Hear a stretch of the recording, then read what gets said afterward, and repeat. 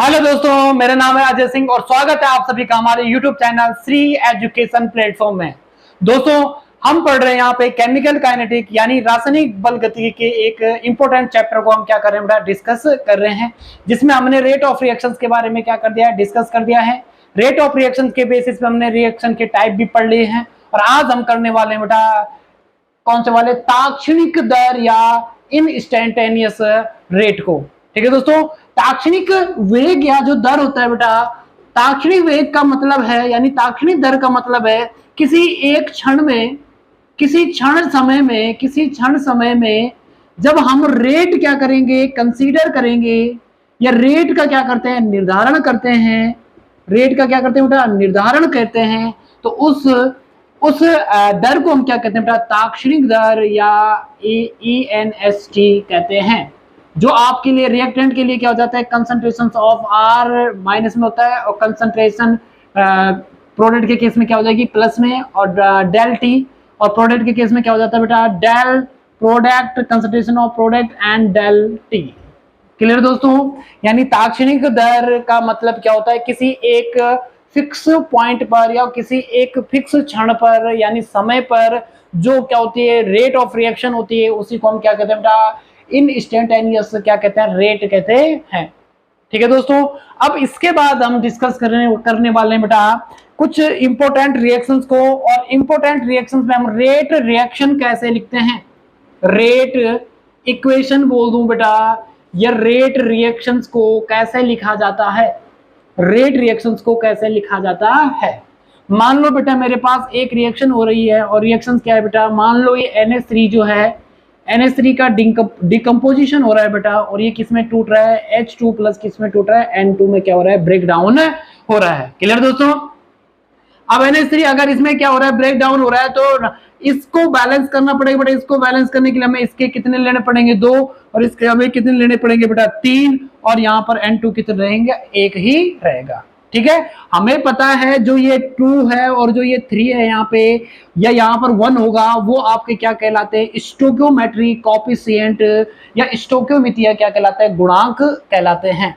Clear दोस्तों, अब rate equations कैसे लिखने बेटा, R इक्वल टू, बताओ रिएक्टेंट कौन है हमारे पास, रिएक्टेंट कौन है सर, NH3 लिख लिया, और डिवाइड बाय किससे, डेल T से। और ध्यान देना बेटा, इसे हम किस में लिखेंगे, माइनस में लिखेंगे, और जो स्टोइकियोमेट्रिया है उसको हम क्या लिखेंगे, नीचे की तरफ। और कितने हैं बेटा, 2।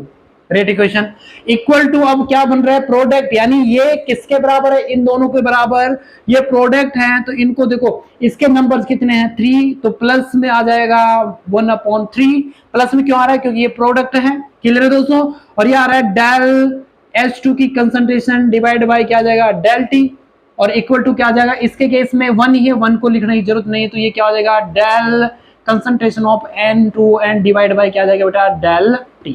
ये अब बेटा हम क्या कर रहे थे, रिएक्शन इक्वेशंस कर रहे थे, यानी किसी भी जो रिएक्शन हो रही है उसकी इक्वेशंस किस टाइप से हम रेट के एक्सप्रेशंस में क्या करते हैं, डिनोट करते हैं, उसको हम क्या करने वाले हैं, पढ़ने वाले हैं। ठीक है दोस्तों, जनरली मैं एक रिएक्शन लिख लेता हूं बेटा यहाँ पर, A एंड प्लस जो B है, और जो क्या बना रहा है, प्रोडक्ट C प्लस D बना रहा है। A की मान लो स्टोइकियोमेट्रिया जो गुणांक है वो A है, और B का जो स्टोइकियोमेट्रिया गुणांक है यानी स्टोइकियोमेट्रिक क्या जो है गुणांक है वो क्या है बेटा, B है। तो अब एक एग्जांपल के थ्रू समझते हैं बेटा रेट इक्वेशन कैसे लिखी जाती है। तो एग्जांपल है बेटा मेरे पास, A एंड जो B है वो चेंज हो रहा है C प्लस D प्रोडक्ट में। A के लिए जो स्टोइकियोमेट्रिक जो कोएफिशिएंट है यानी स्टोइकियोमेट्रिया जो गुणांक है वो A है, और B के लिए क्या है बेटा, स्मॉल b, C के लिए स्मॉल c, एंड D के लिए क्या है, स्मॉल d है। क्या है बेटा, स्टोइकियोमेट्रिक कोएफिशिएंट। क्लियर दोस्तों, अब इसके लिए रेट एक्सप्रेशन या रेट इक्वेशंस कैसे लिखी जाएगी, ये देखो बेटा, वहां पर 1/A और del concentration of A and divide by क्या हो जाएगा बेटा, डेल T, और ये किस में रहेगा, माइनस में, क्योंकि ये क्या है बेटा, रिएक्टेंट है। इसके लिए क्या हो जाएगा बेटा, इक्वल टू किसके, क्या लिखेंगे बेटा, -1/B del concentration of B and del T। इसके लिए क्या लिखेंगे बेटा, ये प्लस में आएगा, क्यों प्लस में आएगा, क्योंकि ये प्रोडक्ट बन रहे हैं, तो 1/c del concentration of c and divide by क्या आ जाएगा बेटा डेल टी। ये भी प्रोडक्ट है, डी भी प्रोडक्ट है, तो प्लस में होगा बेटा 1/d del concentration of d and divide by क्या हो जाएगा बेटा डेल टी। क्लियर दोस्तों? यानी प्रोडक्ट जो ये दो है ये इक्वल टू होंगे बेटा, सॉरी जो रिएक्टेंट है ये इक्वल टू होंगे बेटा किसके, प्रोडक्ट के, तभी इक्वल टू का क्या लगा है बेटा साइन लगा है। क्लियर दोस्तों? अब इस वाली रिएक्शंस के बारे में डिस्कस करते हैं। इसके लिए रेट इक्वेशंस किस टाइप से लिखनी है, यहां पर R इक्वल टू ये इसे क्या लिख लेंगे -1/5 del concentration of b r negative divide क्या आ जाएगा डेल टी, क्योंकि माइनस क्यों आ रहा है, रिएक्टेंट है, इक्वल टू इसके लिए क्या आ जाएगा माइनस डेल और क्या आ जाएगा बेटा यहां पर del concentration of BrO3 negative और डिवाइड बाय क्या आ जाएगा बेटा डेल टी। वहां पर स्टोइकियोमेट्री क्यों नहीं आया, क्योंकि यहाँ पे कोई भी स्टोइकियोमेट्री क्या नहीं है, प्रेजेंट नहीं है, वन है, वन को यहाँ पे क्या नहीं करते हैं, रिप्रेजेंट नहीं करते हैं। ठीक है दोस्तों? अब इसके केस में क्या करेंगे, इसमें लिख लेंगे -1/6 और del concentration of H positive divide by क्या जाएगा डेल टी। इसके केस में क्या लिख लेंगे 1/ प्लस में आएगा, प्लस क्यों आएगा, क्योंकि ये प्रोडक्ट बन रहे हैं, प्लस 1/ में क्या जाएगा 3 and concentration of Br2 divide by Br2 divide by क्या जाएगा बेटा डेल टी। और H2 के केस में क्या जाएगा 1/3 कंसंट्रेशन डेल कंसंट्रेशन ऑफ किसकी H2O की और कितना बेटा डेल टी टाइम में। तो ये इस इक्वेशंस के लिए या इस रिएक्शंस के लिए क्या हो जाता है बेटा, इक्वेशंस हो जाती है रेट इक्वेशंस। ठीक है दोस्तों? आई होप आपकी समझ में आ गया होगा। अब इसमें जो नेक्स्ट हम करने वाले हैं बेटा वो करने वाले फैक्टर्स के बारे में। कौन कौन से ऐसे फैक्टर्स हैं जो रेट ऑफ रिएक्शंस को क्या कर देते हैं बेटा, चेंज कर देते हैं। कौन कौन से ऐसे फैक्टर हैं जो रेट को क्या कर देते हैं, रेट ऑफ रिएक्शंस क्या कर देते हैं, चेंज कर देते हैं। तो सबसे पहले जो फैक्टर हम करने वाले हैं बेटा, जो कारक हम फैक्टर्स यानी जो हम कारक सबसे पहले करने वाले हैं वो है बेटा नंबर 1 कंसंट्रेशन यानी सांद्रता। कौन सी करने वाले बेटा, सांद्रता। सांद्रता पता है ना? ठीक है, अब ध्यान से देखना कि जो सांद्रता होती है, ध्यान से देखना बेटा, उस सांद्रता को हम कैसे डिनोट करते हैं, रेट इक्वेशंस में। किसमें बेटा, रेट इक्वेशंस में। अभी तक जो हम दिखा रहे थे कि जो रेट होती है वो सीधा आप ये कह सकते हो कि सर जो रेट है वो किस पे डिपेंड करेगी बेटा, कंसंट्रेशन एंड जो टाइम वहां पर क्या हो रहा है बेटा, क्या हो रहा है, पास हो रहा है। क्लियर है? मतलब कंसंट्रेशन पर ये भी कह सकते हैं सर आप कि जो आपकी क्या होती है बेटा, रेट होती है वो डायरेक्टली प्रोपोर्शनल होती है बेटा किसकी, कंसंट्रेशन की। किसकी, कंसंट्रेशन की। और जब इन रिएक्टेंट और प्रोडक्ट को कंसंट्रेशन की टर्म्स में जब लिखा जाता है तो इसी को हम क्या कहते हैं बेटा, रेट लॉ कहते हैं। क्या कहते हैं बेटा, रेट लॉ या रेट इक्वेशंस कहते हैं। क्लियर है? तो रेट लॉ का मतलब है कि सर जब प्रोडक्ट एंड रिएक्टेंट की क्वांटिटी यानी कंसंट्रेशन को हम रेट लॉ में लिखते हैं, सॉरी रेट में लिखते हैं यानी कंसंट्रेशन में लिखते हैं इस टाइप से, तो उसे हम क्या कहते हैं, रेट लॉ कहते हैं। क्लियर दोस्तों? अब रेट लॉ यानी कंसंट्रेशन आपको पता चल गई कि जो रेट ऑफ रिएक्शंस रहती है वो प्रोडक्ट एंड रिएक्टेंट की कंसंट्रेशन यानी सांद्रता पर क्या करता है, निर्भर करता है। क्लियर दोस्तों? यानी मैं ये कह सकता हूं कि जो रेट ऑफ रिएक्शन रहती है वो डायरेक्टली प्रोपोर्शनल होती है बेटा सीधा किसकी, सांद्रता की। किसकी बेटा, सांद्रता की। अगर रिएक्टेंट की सांद्रता, अगर आप ये कह सकते हो अगर रिएक्टेंट की सांद्रता घट रही है बढ़ रही है तो उसका इफेक्ट किस पे पड़ेगा, रेट ऑफ रिएक्शन पर।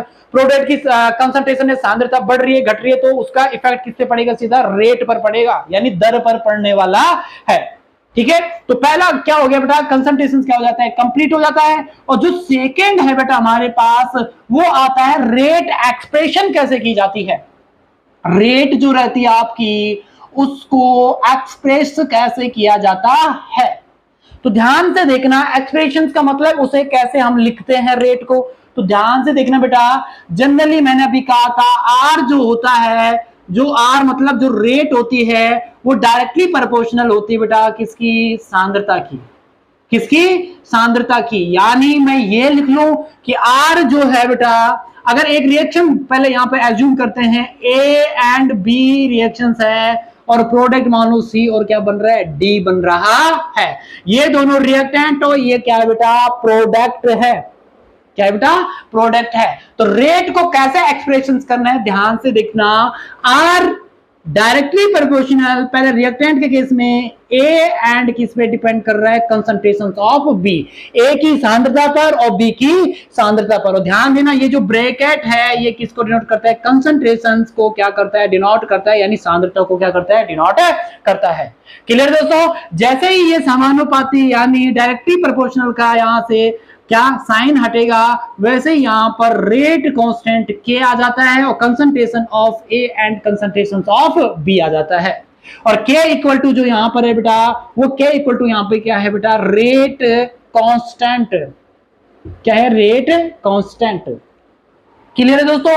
अब इसमें एक चीज ध्यान देने वाली है बेटा, ध्यान से चीज क्या देखने वाली है कि जो स्टोक्योमितिया यानी स्टोक्योमेट्रिक कोएफिशिएंट होता है कि वो जरूरी नहीं कि इक्वल टू हो इस ए की पावर के और इस बी की पावर के। ध्यान से सुनना कि जो रेट जो स्टोक्योमेट्रिक जो क्या होता है, कोएफिशिएंट होता है, स्टोक्योमितिया जो गुणांक होता है वो जरूरी नहीं है कि इन पावर के क्या हो बेटा, बराबर हो। बराबर हो भी सकती है और बराबर नहीं भी हो सकती है।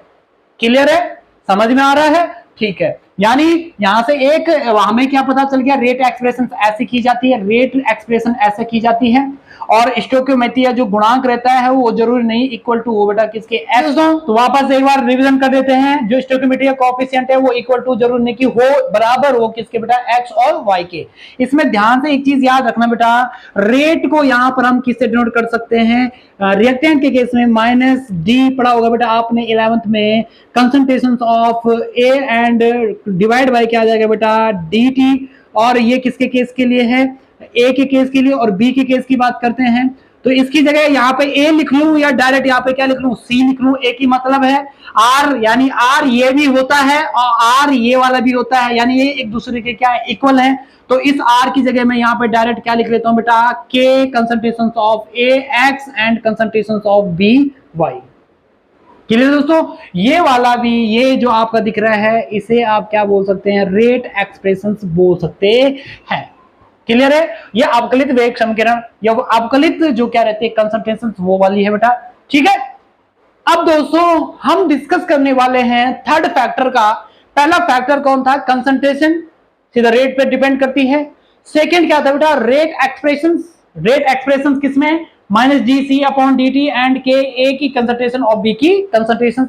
और थर्ड जो हम करने वाले हैं बेटा, एक होता है बेटा ऑर्डर ऑफ रिएक्शन। ध्यान से सुनना, order of reaction, order of reaction, ध्यान से सुनना, order of reaction. Order of reaction, एक होती है ऑर्डर ऑफ रिएक्शन और एक होती है मॉलिक्यूलरिटी। तो ऑर्डर ऑफ रिएक्शंस के बारे में थोड़ा डिस्कस कर लेते हैं बेटा। जो कंसंट्रेशन की, यानी जो कंसंट्रेशन मतलब जो सांद्रता की घातों यानी पावरों का, सांद्रता की घातों का या सांद्रताओं की घातों का जो सम होता है, यानी कंसंट्रेशंस की जो पावर होती है उनका जो सम होता है, योग होता है, उसी को हम क्या कहते हैं बेटा, ऑर्डर ऑफ क्या कहते हैं, रिएक्शन कहते हैं। ऑर्डर ऑफ क्या कहते हैं, रिएक्शन कहते हैं। क्लियर है दोस्तों, यानी ऑर्डर ऑफ रिएक्शन जो है बेटा वो किस पे डिपेंड करती है, डिपेंड किस पे करती है, निर्भर किस पे करती है, तो ये निर्भर करती है बेटा सीधा आपकी किस पर, सांद्रता पर। किस पे निर्भर करती है, सांद्रता पर। क्लियर दोस्तों, एक और पॉइंट कि जो ऑर्डर ऑफ रिएक्शन होती है वो 0 भी हो सकती है, 1 भी हो सकती है, 2 भी हो सकती है, 3 भी हो सकती है और भिन्नात्मक भी हो सकती है। भिन्नात्मक मतलब 1/2, 3/2 ऐसी भी हो सकती है। क्लियर दोस्तों, और ध्यान से एक और चीज आप यहाँ पे याद रखना, एक एग्जांपल के थ्रू यहाँ पे समझते हैं बेटा कि मान लो हमारे पास एक रेट एक्सप्रेशन ऐसी है, R इक्वल टू के कंसंट्रेशन ऑफ ए और ये क्या है बेटा एक्स, और कंसंट्रेशन ऑफ बी और ये क्या है बेटा वाई है। तो ऑर्डर ऑफ रिएक्शन क्या होगा बेटा, कंसंट्रेशन यानी सांद्रता की घातों का योग यानी कंसंट्रेशन की पावर का योग यानी सम एक्स प्लस वाई, इसके लिए क्या हो जाता है बेटा, ऑर्डर ऑफ क्या हो जाता है, रिएक्शन हो जाता है। एक और छोटा एग्जांपल देख लो, जैसे मान लो R इक्वल टू के, और यहां पर मैं ले लेता हूं, इसकी जगह मैं A ले लेता हूं। A की जो कंसंट्रेशन है मान लो 1 है, और जो B की कंसंट्रेशन है इसकी मान लो 2 है। B की कंसंट्रेशन कितनी है बेटा, 1 है।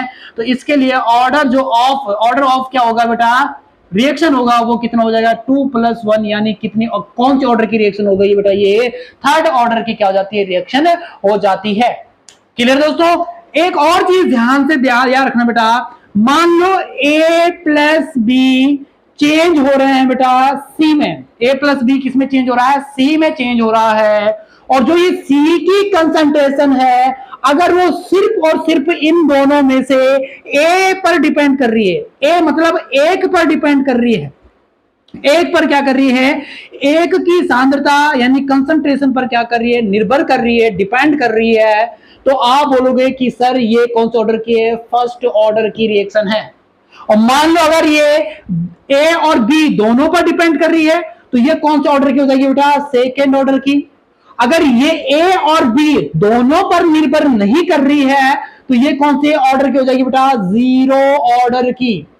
किस ऑर्डर की, जीरो ऑर्डर की। और अगर मान लो यहाँ पे सी है और ये क्या बन रहा है, डी बन रहा है, तो ये कौन से ऑर्डर, यानी तीनों की कंसंट्रेशन पर अगर डिपेंड कर रहा है, तो ये कौन से ऑर्डर की हो जाती है बेटा, तृतीयक यानी थर्ड ऑर्डर की क्या हो जाती है, रिएक्शंस हो जाती है। ध्यान से सुनना, अगर प्रोडक्ट की जो कंसंट्रेशन बन रही है, अगर वो किसी भी रिएक्टेंट यानी किसी भी अभिकारक पर क्या नहीं कर रही है, निर्भर नहीं कर रही है, तो वो जीरो ऑर्डर की रिएक्शन, शून्य कोटि की अभिक्रिया। और अगर किसी एक अभिकारक पे यानी रिएक्टेंट पे डिपेंड कर रही है, तो फर्स्ट ऑर्डर की। दो पर डिपेंड कर रही है, दो डिपेंड करने का मतलब दो की कंसंट्रेशन पर डिपेंड कर रहा है, सांद्रता पर निर्भर कर रही है, तो सेकंड ऑर्डर की।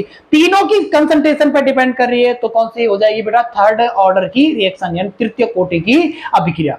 क्लियर है। और ऑर्डर ऑफ रिएक्शंस को हम क्या कहते हैं बेटा, अभिक्रिया की क्या कहते हैं, कोटि कहते हैं। पॉइंट समझ में आ गया बेटा। और इसमें क्वेश्चंस आ रखा है बेटा, इंपॉर्टेंट पॉइंट है बोर्ड के अकॉर्डिंग, इससे क्वेश्चंस आ रखा है। क्लियर है दोस्तों। तो ये हमारा क्या हो जाता है, ऑर्डर ऑफ रिएक्शंस क्या हो जाता है, कंप्लीट हो जाता है। अब ध्यान से इसमें एक और ये पॉइंट आप याद रखना, या नोट पॉइंट ऐसे लगा सकते हैं। अब एक होती है बेटा अणु संख्यता या मॉलिक्यूलरिटी, अणु संख्यता या मॉलिक्यूलरिटी। एक क्या होती है बेटा, मॉलिक्यूलरिटी, मॉलिक्यूलरिटी या अणु संख्यता। पहले ही मॉलिक्यूल यानी अणु यानी ये किस पे डिपेंड करेगी, ये डिपेंड करती है अणु पर। ये ध्यान देना, ये जीरो भी नहीं होगी, ये कभी भी क्या नहीं हो सकती, जीरो नहीं हो सकती है, इंटीग्रेटेड नहीं हो सकती है। मतलब कि आप ये नहीं कह सकते हैं कि सर सॉरी, इसे क्या नहीं कह सकते हैं, भिन्नात्मक नहीं होती, यानी भिन्न में नहीं होगी 100%। अगला पॉइंट क्या है बेटा, कि जो आपकी मॉलिक्यूलरिटी होती है बेटा, ये ध्यान देना, मॉलिक्यूलरिटी जो होती है बेटा, वो जो आपकी रहती है, ये एक थ्योरेटिकल है। थ्योरेटिकल मतलब सैद्धांतिक है। क्लियर है दोस्तों। एक और पॉइंट क्या है बेटा, ये सिर्फ और सिर्फ जो क्या होती है बेटा, मॉलिक्यूलरिटी होती है, ये सिर्फ और सिर्फ प्राथमिक अभिक्रियाओं में पाई जाती है। प्राथमिक मतलब एलिमेंट्री रिएक्शंस में पाई जाती है। क्लियर है बेटा। लेकिन कोटि की बात करते हैं, कोटि में ध्यान देना, ये अणु पर डिपेंड करती है, तो अभिक्रिया की कोटि या रेट ऑफ रिएक्शन किस पे डिपेंड करती है, सांद्रता पर यानी कंसंट्रेशन पर डिपेंड करती है। ये जीरो नहीं है, लेकिन ये जीरो भी है और भिन्नात्मक भी है। क्लियर है। और ये सैद्धांतिक है, तो ये कौन सी होगी बेटा, एक्सपेरिमेंटली होगी, प्रैक्टिकली है।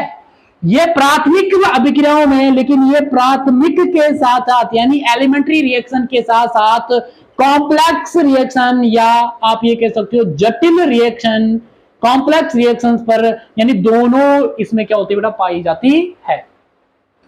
एलिमेंट्री रिएक्शन यानी कौन सी, प्राथमिक जो अभिक्रिया होती है, प्राथमिक जो रिएक्शंस होती है बेटा, वो कौन सी रिएक्शन होती है, जो एक स्टेप में होती है, एक पदीय होती है, एक स्टेप में।